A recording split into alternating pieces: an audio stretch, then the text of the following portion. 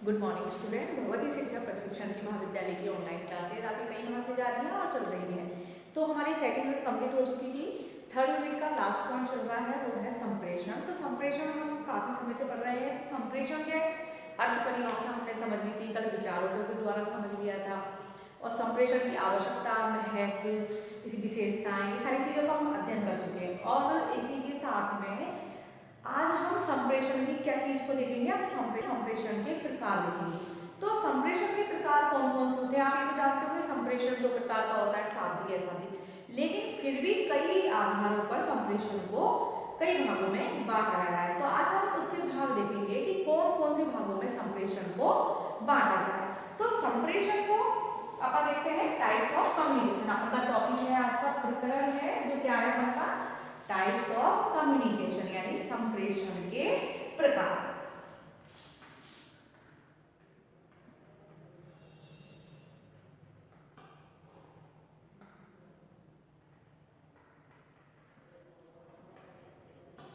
क्योंकि हम इसकी आवश्यकता और महत्व जो हमने देखा था कि इसकी आवश्यकता और महत्व कहाँ पर है, किन क्षेत्र में है, तो ये सारी चीजों का हमने पिछले टॉपिक में सारी चीजों को हमने समझ लिया था।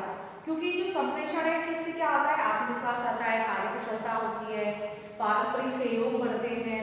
और संप्रेषण में क्या क्या चीजें हैं, सारी चीजों का हमने अध्ययन किया था किसमें, संप्रेषण में। और ये चीज का भी अध्ययन करते हैं मानवीय संबंधों में, कैसे ये शिक्षकों के मार्गदर्शन में, ये सारी चीज में हमने संप्रेषण को देखा था कि संप्रेषण क्यों आवश्यक है, क्यों नहीं है, इसकी कहाँ आवश्यकता है, कहाँ महत्व है, कहाँ नहीं है।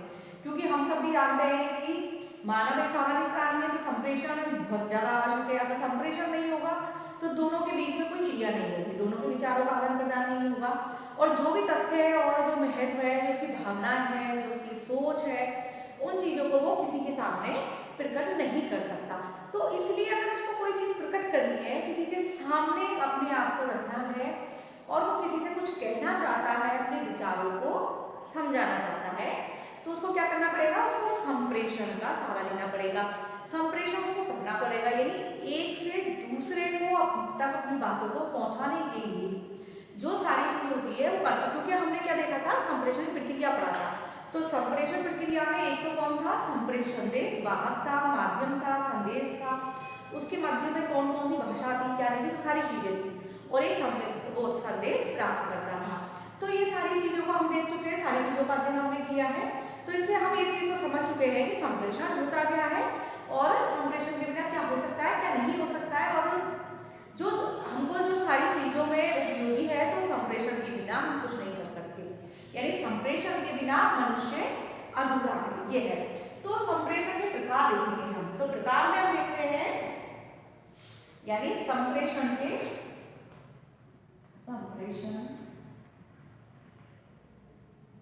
प्रकार देखेंगे। तो संप्रेषण को विभिन्न आधारों पर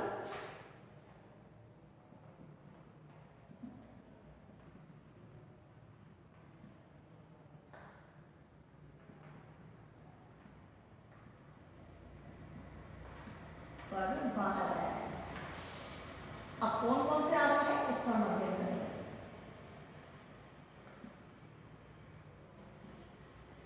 तो पहला है पंगा औपचारिक और अनौपचारिक।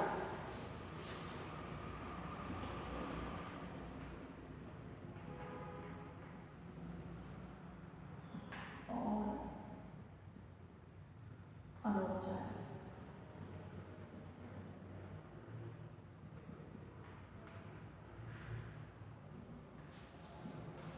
संप्रेषण,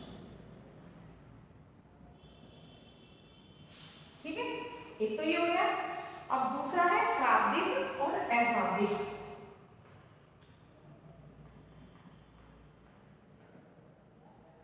और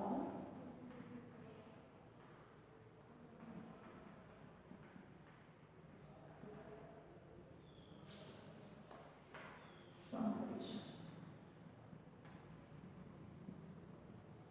इसी के साथ में है तीसरा, दो तो हो गए, तीसरा है व्यक्तियों की संख्या के आधार पर।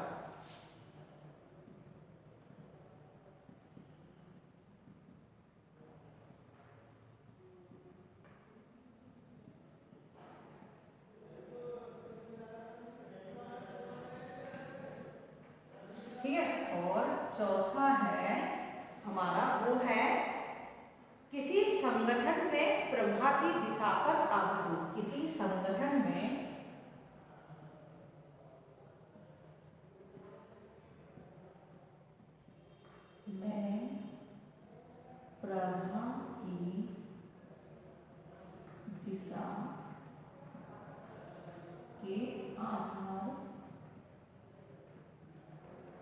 पर संप्रेषण।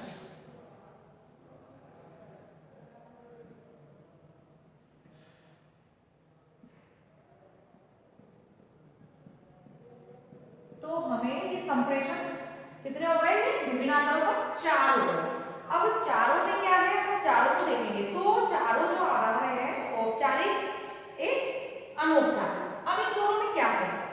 अब ये चीज बताते हैं औपचारिक संप्रेषण कैसा होता है, अनौपचारिक। तो औपचारिक संप्रेषण जो होता है वो कहाँ होगा?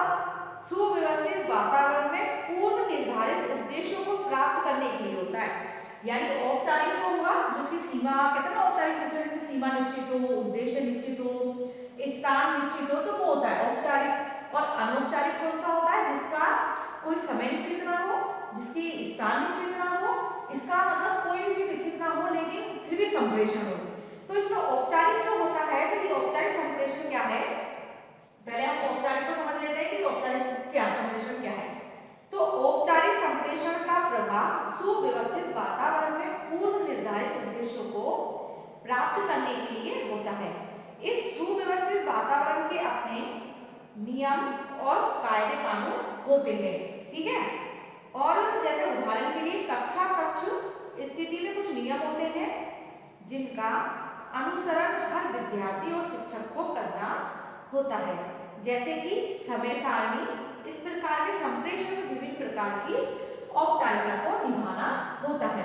तो औपचारिक में जैसे समय सारणी होता है, जैसे कि महाविद्यालय का टाइम क्या है, उसी टाइम पर हमको पहुंचना है। क्लास में कौन सा टाइम होगा, कौन सा नहीं होगा, कौन सा सब्जेक्ट होगा, कौन सी पढ़ाई होगी, ये सारी चीज किसमें आती है? औपचारिक में। तो औपचारिक जो होता है इसमें हर चीज निर्धारित होती है। तो ये चीज समझ लिया अपन को औपचारिक में। और दूसरा है अनौपचारिक संप्रेषण। अब अनौपचारिक संप्रेषण क्या होता है? तो जो अनौपचारिक संप्रेषण होता है वो नियम तथा, ठीक है, यानी नियमों तथा कायदे कानून से स्वतंत्र होता है। इसमें औपचारिकताएं न्यूनतम होती है। ये कक्षा के अंदर या कक्षा के बाहर हो सकता है। इस प्रकार का संप्रेषण अनियोजित होता है।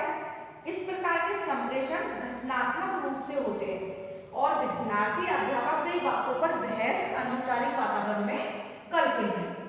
मतलब अनौपचारिक औपचारिक यही है जिसकी हर चीज निश्चित होती है और अनौपचारिक की निश्चित नहीं होती, क्योंकि ये शिक्षण कक्षा में भी हो सकता है, बाहर भी हो सकता है, या फिर विद्यालय के बाहर भी हो सकता है। लेकिन औपचारिक जो है वो उसकी सीमा और हर चीज की निश्चित होगी। तो एक तो संप्रेषण ही हो गया, यानी विद्यार्थी और अध्यापक के बीच में जो वार्तालाप होती है, जो विचारों का आदान प्रदान होता है, तो औपचारिक होगा तो कक्षा के अंदर होगा, ठीक है, और अनौपचारिक होगा तो कक्षा के बाहर या कक्षा के या विद्यालय के बाहर ही वो होगा। और उसमें कोई वो नहीं है क्या होगा, टॉपिक क्या होगा, क्या नहीं होगा। और जो औपचारिक होगा इसमें टॉपिक वगैरह, सब्जेक्ट वगैरह सब चीज निश्चित होगी। अब इसी प्रकार से हमारा दूसरा आ गया, कौन सा है? शाब्दिक और अशाब्दिक। ये तुम्हारा जो संप्रेषण है शाब्दिक और ये मोस्ट है, ये पॉइंट है जो तुम्हारा मोस्ट है, क्योंकि कई बुकों में जो शाब्दिक संप्रेषण प्रकार दो प्रकार दे रखे हैं, वो है शाब्दिक और अशाब्दिक। बाकी जो तुम्हारे सिलेबस के अकॉर्डिंग है उस पर में तुम्हारे ये चीज दे रखी है कि 4 प्रकार से होता है, लेकिन शाब्दिक और अशाब्दिक आपको समझना है।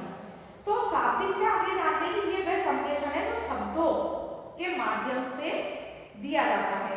इस प्रकार के संप्रेषण के लिए लिखित या मौखिक भाषा का प्रयोग किया जाता है। शाब्दिक संप्रेषण के लिए संप्रेषक या संप्रेषी को उस भाषा का ज्ञान आवश्यक है जिस भाषा में संप्रेषण किया जा रहा है, अन्यथा संप्रेषण संभव नहीं है, ठीक है। तो जो शाब्दिक है, तो ये शाब्दिक जो संप्रेषण है उसमें भाषा लिखित और मौखिक दोनों प्रकार हो सकते हैं, क्योंकि शाब्दिक है तो शब्द होंगे इसके अंदर, यानी बोल रहे हैं तो भी शब्द आ रहे हैं और अपन लिख रहे हैं तो भी शब्द आ रहे हैं। तो जो शाब्दिक है ये अपन का जो संप्रेषण है वो लिखित या मौखिक दोनों प्रकार से हो सकता है। अब जो लिखित और मौखिक संप्रेषण है, तो मौखिक में क्या होता है, यानी बोलना और सुनना। तो इसमें दोनों चीजें सुनेंगे तभी तो अपन बोलेंगे, नहीं तो अपन नहीं बोल पाएंगे। तो इस प्रकार से इसमें जो क्रिया होती है उसमें बोलना और सुनना होता है मौखिक में, और इसका जो प्रतिक्रिया है वो तुरंत अपन को पता लग जाता है इसमें मौखिक में, यानी बोल के। तो जो प्रतिक्रिया होगी वो तो अपन बोल के उसको व्यक्त कर सकते हैं। इसमें शाब्दिक वाले के जो प्रकार है तो वो हो गया अपन इसमें मौखिक और लिखित, यानी अपन इधर देख लेते हैं शाब्दिक के जो प्रकार है इसकी सीध में, यानी शाब्दिक अपन लिख लेते हैं, शाब्दिक के हो गए 2, मौखिक और लिखित। क्योंकि मौखिक में तो हम मुंह से बोल देंगे और तुरंत प्रतिक्रिया मिल जाएगी, और इसमें क्रिया जल्दी होगी किसमें, मौखिक में, और इसमें जो भी अपन प्रमाण साधन जो आवश्यकता पड़ती है उसको अपन जल्दी से प्राप्त कर सकते हैं। और लेकिन जो मौखिक होती है इसका स्थायित्व कम होता है, और जो लिखित है तो लिखित का तो आप जानते हैं स्थायी होता है, लिखा हुआ ज्ञान तो स्थायी होता है, हम जानते हैं, और इसमें लिखना में पढ़ना आता है लिखित में, और प्रतिक्रिया का पता इसके अंदर बाद में चलता है। यानी अपन ने लिखित में किसी को लेटर भेजा तो प्रतिक्रिया देगा तो उसको वक्त भी लगेगा, उसको समझने में वक्त लगेगा, ये सारी चीज इसमें लगेगी किसमें, लिखित में, और ये लंबे समय तक रखा जा सकता है। वे स्वयं ही साक्ष्य में प्रमाण होते हैं इसके अंदर, और लंबे दूरस्थ कठिन संप्रेषण ये होते हैं, कौन से, अपन के लिखित वाले। और जो मौखिक होते हैं ये कम खर्चीले भी होते हैं, इसमें गोपनीयता होती है, ठीक है, और इसमें लोचशीलता पर्याप्त होती है। लेकिन जो अपन का लिखित है तो ये खर्चीला भी है, इसमें शंका भी रहती है, गोपनीयता मुश्किल है। जैसे कि अपन पुस्तकें वो सारी चीज पढ़ते हैं तो लिखित में क्या गोपनीय नहीं रहती, वो सभी पब्लिक हो जाती है ना। तो मौखिक में यही है कि अपन ने मुंह से बोला, ठीक है, तो 2 जने बात कर रहे हैं तो बात अपन 2 जने तक सीमित भी रह सकती है, और चाहे तो उसको पब्लिक भी कर सकते हैं। लेकिन लिखित जो है जरूरी नहीं है कि वो एक ही इंसान करे, लिखित चीज ऐसी है इसको हम कोई भी पढ़ सकता है, ठीक है। और मौखिक क्या होती है, ये कि इसमें क्रिया तुरंत प्रतिक्रिया हो जाती है, लेकिन लिखित में प्रतिक्रिया में समय लगता है। ये सारी चीजें शाब्दिक क्यों है, लिखित और मौखिक। इसी प्रकार से दूसरा आपका क्या है, अशाब्दिक संप्रेषण। तो जो अशाब्दिक संप्रेषण है तो इसके अंदर क्या होता है, तो लोग कई तरीकों से संदेशों का आदान प्रदान करते हैं, जैसे शारीरिक हलचल से, चेहरे से, हाव भाव से, तो इसमें कुछ भी चीज हो सकती है। अब जो अपन का ये है अशाब्दिक, तो इसके अंदर कौन कौन सी चीज हो सकती है। अब हम अशाब्दिक को देखते हैं, तो अपन इसको साइड में लिख लेते हैं, अशाब्दिक को, शाब्दिक में तो 2 हो गए इसमें, यानी शाब्दिक तो 1 का तो ये हो गए, और अशाब्दिक का लिखते हैं। अब इसके अंदर कौन कौन सी चीजें होंगी, अशाब्दिक है तो इसके अंदर पहला हो जाएगा चेहरे के हाव भाव, क्योंकि अशाब्दिक है चेहरे के हाव भाव से, इंप्रेशन से अशाब्दिक क्रिया हो सकती है, यानी चेहरे के हाव भाव या अभिव्यक्ति भी कर सकते हैं इसमें।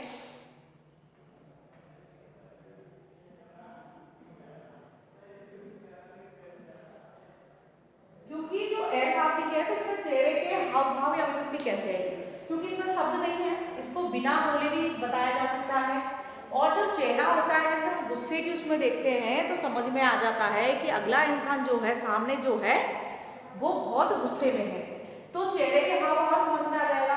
और जो व्यक्ति खुश होगा, है ना, तो उसकी खुशी चेहरे पे दिख जाएगी, ये व्यक्ति हमको देख के खुश हो रहा है। और किसी को लड़ने का मूड होगा तो लड़ाई में लग जाएगा, ये लड़ने आ रहा है, तो हम बहुत जल्दी समझ जाते हैं चेहरे से, शरीर की बॉडी लैंग्वेज से, इनसे अपन बहुत जल्दी समझ जाते हैं कि इसकी अभिव्यक्ति क्या होने वाली है। तो जो अशाब्दिक है इसका ना बिना बोले, बिना उससे ही सारी चीजों की अपन प्रतिक्रिया को समझा जा सकता है।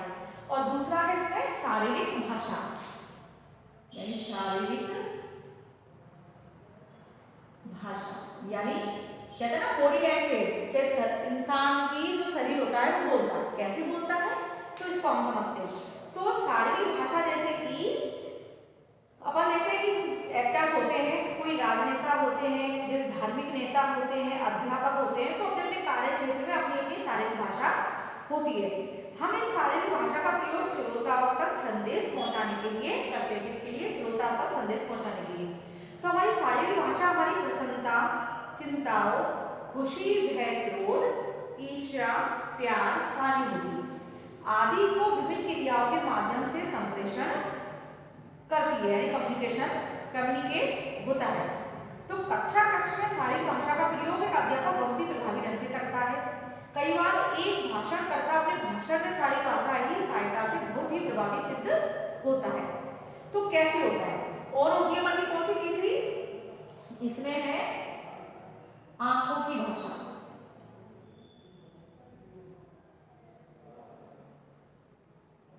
मैं सर अपनी नीचे लिख देती हूँ, आपको साइड में लिखेगा नहीं। तो आपको इसको नीचे बता देते हैं।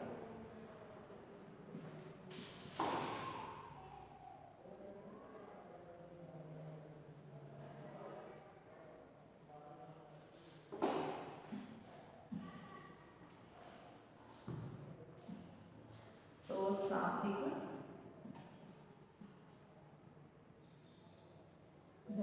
ऐसा, इसके तो हो गए एक था मौखिक और दूसरा था लिखित।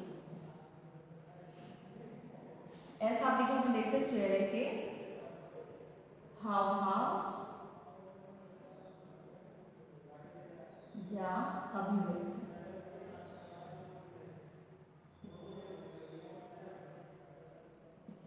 दूसरा था शारीरिक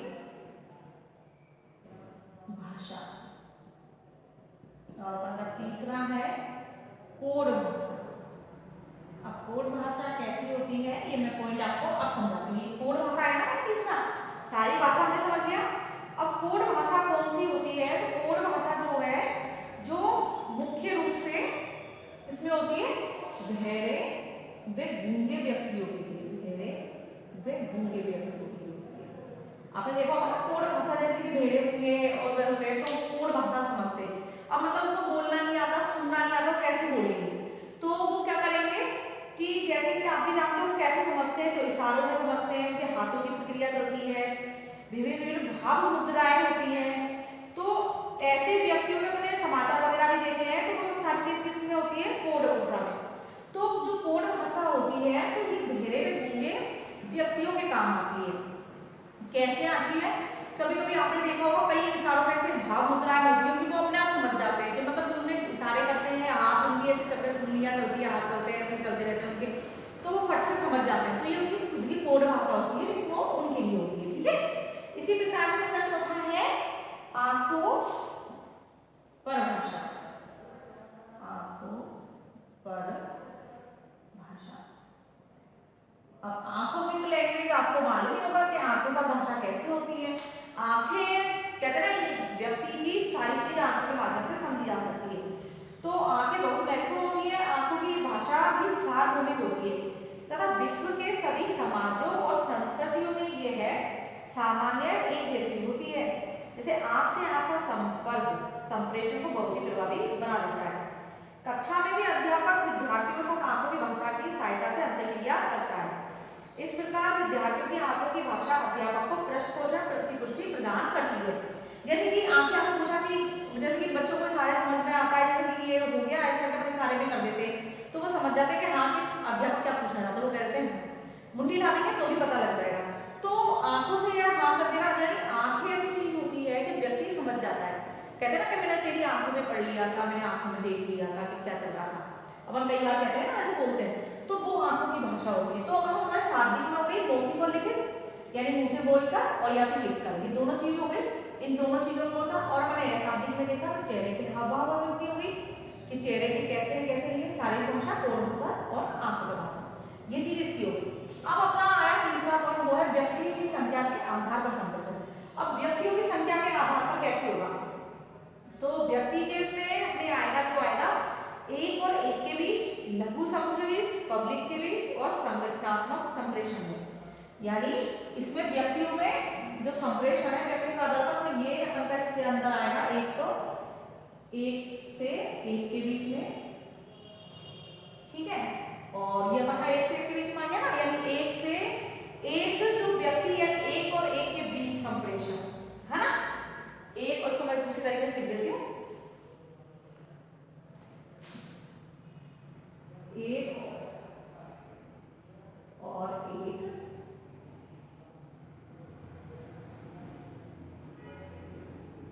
के बीच, और दूसरा है इसका लघु समूह में,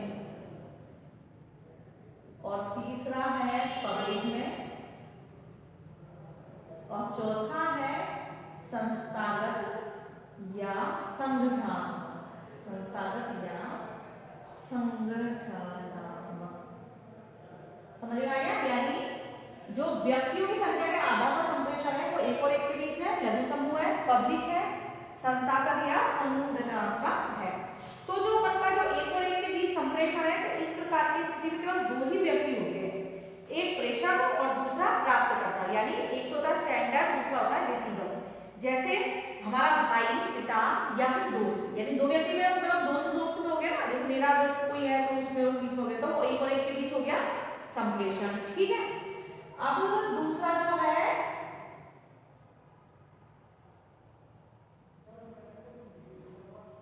तो ये एक और एक के बीच में हो गया, यानी दो दोस्तों के बीच में, दो भाइयों के बीच में, पिता और बेटे के बीच में, तो वो होता है और एक के बीच में, यानी व्यक्तियों की संख्या के आधार पर है ना, तीसरा पॉइंट है जो इसके आधार पर है। और जो दूसरा इसका लघु समूह, यानी परिवार के एक व्यक्ति के बीच में, मतलब लघु समूह मतलब अपने परिवार में जैसे माता पिता भाई बहन इनके बीच में जो संप्रेषण होता है, तो वो होता है जब विचारों का आदान प्रदान हो रहा है ना उस समूह में, तो वो लघु समूह हो गया। वो समूह कितना है, माता पिता का हो सकता है, भाई बहन, ये सब पूरा परिवार वाला समूह। ठीक है, अब पब्लिक में कैसे, जैसे नेता है, राजनेता है, तो वो क्या किसमें संप्रेषण करते, कितने समूह में होता है, तो बहुत सारा होता है। तो पब्लिक में तो बहुत सारे हो गए, यानी पब्लिक के बीच में, यानी ये स्थिति तब होती है जब किसी सभा में राजनेता या धार्मिक नेता जनता इकट्ठे समूह से संबंधित होती है। और चौथा है संस्थागत या संरचनात्मक संप्रेषण। तो इस प्रकार का संप्रेषण तब होता है जब किसी संदेश को किसी संगठन या संस्था की चार दीवारी तक भेजना होता है, यानी संस्थागत संदेश, कोई फैक्ट्री है, फैक्ट्री में वर्कर काम करते हैं, तो उनको कोई संदेश पहुंचाना है, तो पूरों को संदेश देना, तो वो किस में आ जाएगा, वो उसके अंदर आ जाएगा, किसमें, संस्थागत या संगठनात्मक। ठीक है, और ये पब्लिक में आगे कुछ जैसे पब्लिक वाला कौन सा है, जैसे कि अपनी भागवत कथा वगैरह होती है, तो वो बात वो पूरी पब्लिक सुनती रहती है ना, तो वो पब्लिक में होता है।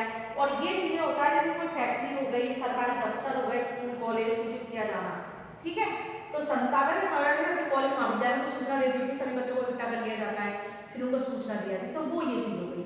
अब अपना लास्ट पॉइंट कौन सा है, किसी संगठन में प्रभाव की दिशा के आधार पर संप्रेषण, यानी किसी संगठन में प्रभाव की, अब प्रभाव कैसे होता है, नीचे की ओर, ऊपर या क्रॉसवाइज। तो प्रभाव मालूम ना किस प्रकार की उसमें होता है, यानी कैसे होगा, नीचे की ओर संप्रेषण। तो मैं आपको इस वाले पॉइंट पर बताती हूँ, तो ये साफ कर देती हूँ मैं, शाब्दिक में। अब इस वाले पॉइंट आ गया है आपका, तो इसका इस वाले का है, तो किसी अपन ने पढ़ा नीचे की ओर संप्रेषण, पहला है नीचे की ओर,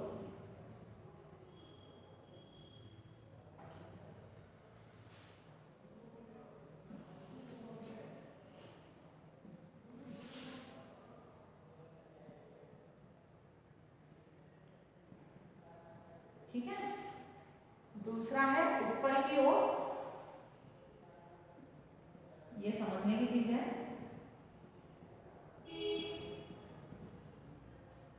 तीसरा है क्रॉस, नीचे ऊपर और क्रॉस वाइज उपयोग। अब इसमें क्या होता है, तो नीचे की ओर होता है कि संदेश शीर्ष व्यक्ति के नीचे के स्तर के व्यक्ति की ओर चलता है, यानी नीचे की ओर जो संप्रेषण होता है वो कैसा होता है कि संदेश शीर्ष व्यक्ति के नीचे के स्तर व्यक्ति, यानी शीर्ष व्यक्ति, शीर्ष कौन है, ऊपर, जैसे कि प्रिंसिपल अपने प्राचार्य हुए, तो प्राचार्य से संदेश कहां जाएगा, अपन के नीचे जो अपन की व्यवस्थापक जो है, व्यवस्था जो संभालते हैं, व्यवस्था वाले के पास जाएगा, उनसे कहां जाएगा, स्टाफ साथियों के पास जाएगा, है ना, स्टाफ से कहां जाएगा, विद्यार्थियों में जाएगा। तो ये क्रिया कैसी है, ये ऊपर शीर्ष से जो नीचे जा रहा है, ये नीचे की ओर है। अब ऊपर की ओर कैसे होगा, यानी ऊपर की ओर जो प्राचार्य से ऊपर की ओर जाना है, तो प्राचार्य से ऊपर जो है, यानी अधीनस्थ अधिकारी है, अधिकारी, ठीक है, ऊपर जा रहा है ना, ये मतलब ये ऊपर से तो शीर्ष ऊपर संदर्भ में भेजा नीचे, अब इनको ऊपर भेजना है, तो ये ऊपर की ओर जाएगा। अब क्रॉस में कैसा होगा कि मतलब जो क्रॉस है तो किसी संगठन में एक समान स्तर के लोगों के बीच में होता है, तो जो स्तर पर लोग या अधिकारी बैठे हैं, ऐसे संप्रेषण प्रयोग सूचना प्रवाह को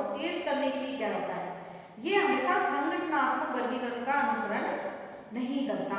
मतलब ये इस प्रकार का संप्रेषण है जो किसी संगठन में एक समान स्तर के लोगों के बीच में होता है, यानी एक समान ज्वाइनिंग क्लोज में जो समान है, जैसे प्राचार्य प्राचार्यों की टीम है तो अलग अलग जो अधिकारी है, एक अधिकारी यहाँ है, एक अधिकारी यहाँ है, एक अधिकारी यहाँ है, तो इनमें क्लोज में हो जाएगा। क्लोज के बीच में क्या होगा, एक इंसान ने पहुंचाया, बीच में मीडिएटर जो है, तो इधर मान लो प्राचार्य हो गए और ये अलग अलग महाविद्यालय के प्राचार्य हो गए। अब जो सूचना है इनको भी देंगे, इनको देंगे तो क्लोज में हो जाएगी। इनने ऐसे करके दे दी तो मतलब पता नहीं क्लोज है, लेकिन ये है, ये सभी के लिए है, क्लोज वाइज उपयोग होता है इसमें, ठीक है। तो हमारे क्या हो गए, चारों पूरे हो गए, औपचारिक अनौपचारिक हो गए, शाब्दिक अशाब्दिक के प्रकार देख लिए हमने, व्यक्तियों की संख्या के आधार पर देख लिए और किसी संगठन के प्रवाह के आधार पर संप्रेषण दे दिया। तो हमने संप्रेषण का क्या समझ लिया, ये प्रकार। तो हमने प्रकार देख लिए, संप्रेषण विभिन्न आधारों पर हो गया, औपचारिक, शाब्दिक, व्यक्ति और किसी संगठन, और इनके भी प्रकार हमने देख लिए, व्यक्तियों का आधार दे दिया, शाब्दिक का दे दिया और इसके भी दे दिया। तो संप्रेषण में हम सारी चीजों को समझ चुके हैं, और अब कोई चीज समझ में ना आए तो आप कमेंट करके बता सकते हैं। और हमने ये टॉपिक पूरा क्लियर कर लिया है, क्या, संप्रेषण के प्रकार, यानी इन चीजों का हम अध्ययन अब कर चुके हैं। तो हमने औपचारिक अनौपचारिक समझ ही लिया कि औपचारिक की सीमा के भीतर जो चीज होती है वो होती है, जिसकी निश्चित सीमा हो, निश्चित उद्देश्य हो, सारी चीज निश्चित हो। अनौपचारिक में कोई चीज निश्चित नहीं होती है, ना टॉपिक्स होते हैं ना कोई चीज। शाब्दिक अशाब्दिक में समझ लिया, मौखिक लिखित, अशाब्दिक में चेहरे पर, भाव मुद्राओं पर, आंखों की मुद्राओं पर, ये सारी शारीरिक उस पे, ठीक है, ये सारी चीजें अध्ययन कर लिया। अब वो सारी चीजें मैंने सारे पॉइंट समझ के क्लियर कर दिए हैं, और व्यक्ति संख्या के आधार पर बता दिया आपको, एक और एक के बीच, लघु समूह में, पब्लिक में, संस्थागत संग्रह में। और ये देखिए कि प्रवाह की दिशा क्या है, जब प्रवाह की दिशा होगी तो प्रवाह के बने दिशा हमें पढ़िए, प्रवाह कैसे होता है, प्रवाह ऐसे नीचे भी हो सकता है, ऊपर भी हो सकता है, क्रॉस में भी हो सकता है, सब प्रकार से वो हो सकता है, ठीक है। तो आज हमारा टॉपिक यहीं खत्म होता है, ठीक है, धन्यवाद।